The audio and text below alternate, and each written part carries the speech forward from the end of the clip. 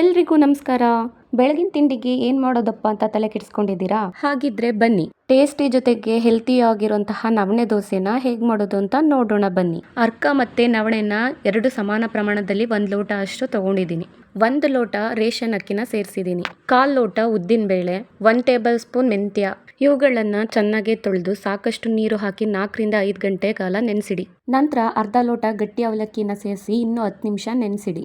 ಈಗ ಅಕ್ಕಿ ಚೆನ್ನಾಗಿ ನೆಂದಿದೆ. ಒಂದು ಮಿಕ್ಸಿ ಜಾರ್ಗೆ ಸ್ವಲ್ಪನೇ ಸೇರಿಸ್ಕೊಂಡು ದೋಸೆ ಹಿಟ್ಟಿನ ಹದಕ್ಕೆ ನುಣ್ಣಗೆ ರುಬ್ಕೊಂಡು ಒಂದು ಪಾತ್ರೆಗೆ ಸೇರಿಸ್ಕೊಳ್ಳಿ. ಸ್ನೇಹಿತರೆ, ಇಲ್ಲೊಂದು ನಿಮ್ಗೆ ಚಿಕ್ಕ ಟಿಪ್ ನ ಹೇಳ್ತೀನಿ. ಹಿಟ್ಟನ್ನ ಕೈಯಿಂದ ಚೆನ್ನಾಗಿ ಕಲಸಿ. ಹೀಗೆ ಕೈಯಿಂದ ಕಲಸಿದ್ರೆ ಹಿಟ್ಟು ಚೆನ್ನಾಗಿ ಉದುಗುತ್ತೆ, ದೋಸೆಯು ಕೂಡ ಸಾಫ್ಟ್ ಆಗಿ ಬರುತ್ತೆ. ನೋಡಿ ಫ್ರೆಂಡ್, ಯಾವ ತರ ದೋಸೆ ಹಿಟ್ಟು ಚೆನ್ನಾಗಿ ಉಬ್ಬಿದೆ ಅಂತ. ಈಗ ಚೆನ್ನಾಗಿ ಕಲ್ಸ್ಕೊಂಡು ರುಚಿಗೆ ತಕ್ಕಷ್ಟು ಉಪ್ಪನ್ನ ಸೇರಿಸಿ ಚೆನ್ನಾಗಿ ಮಿಕ್ಸ್ ಮಾಡ್ಕೊಂಡು ತವಾದ ಮೇಲೆ ದೋಸೆ ಹಿಟ್ಟನ್ನ ಹಾಕಿದ್ರೆ ನಮ್ ಸೂಪರ್ ಡೂಪರ್ ನವಣೆ ದೋಸೆ ರೆಡಿ ಆಗುತ್ತೆ. ಈಗ ತವಾನ ಬಿಸಿ ಮಾಡ್ಕೊಂಡು ಅದಕ್ಕೆ ಸ್ವಲ್ಪ ಎಣ್ಣೆನ ಸವರ್ಕೊಳ್ತಾ ಇದ್ದೀನಿ. ಬಿಸಿ ತವಾದ ಮೇಲೆ ದೋಸೆ ಹಾಕಿದ್ರೆ ಅಬ್ಬಾ, ಸಾಫ್ಟ್ ಟೇಸ್ಟಿ ಹೆಲ್ತಿ ನವಣೆ ದೋಸೆ ರೆಡಿ ಆಗಿದೆ.